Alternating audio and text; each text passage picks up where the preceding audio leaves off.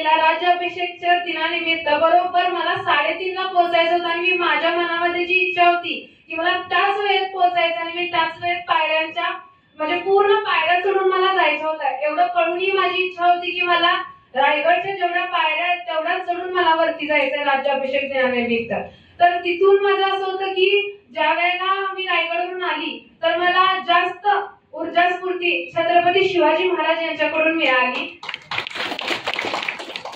आणि महाराजांमुळे आज मी इथं उभी आहे। मला असं म्हणायचं आहे की शिवबावारी मॅरेथॉन ही महाराजांच्या नावावरूनच आपण हे कोल्हापूरचं हे केलेलं आहे आणि माझी अशी इच्छा आहे की मी बाहेर स्पर्धेला जाते वेळेला जागतिक लेवलचे जे येतात केनिया जपान वगैरे भारतातले जे मॅरेथॉन रनर येतात तिथं मी पळत असती तर कोल्हापूरमध्ये बाहेरच्या देशातले येऊन इथं पळावे, आपल्या कोल्हापूरचं नाव जागतिक स्तरावर जावं अशी माझी खूप इच्छा आहे। कारण की 42 किलोमीटर 65 वर्षाची लेडीज 42 किलोमीटर जर 4.5 तासात पळत असेल तर माझ्या वयाची 25-26 वर्षाची मुलगी जर 2.5 तासामध्ये 42 किलोमीटर पळून आपला केनियाचा रेकॉर्ड जर ब्रेक करत असेल तर कोल्हापूरचं नाव नक्कीच जागतिक स्तरावर जाईल।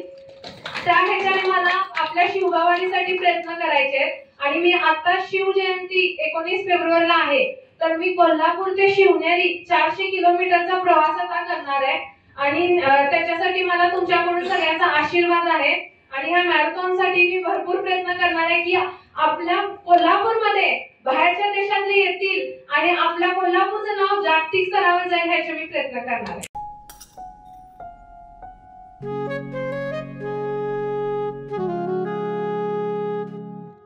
बाबा आज येताना बासुंदी घेऊन या ना।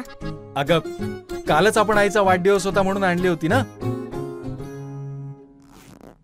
ऐकलं गोकुळची बासुंदी पुन्हा खावीशी वाटतेय। खरं सांगू मलाही खावीशी वाटतेय। पुन्हा पुन्हा खावीशी वाटणारी गोकुळ बासुंदी।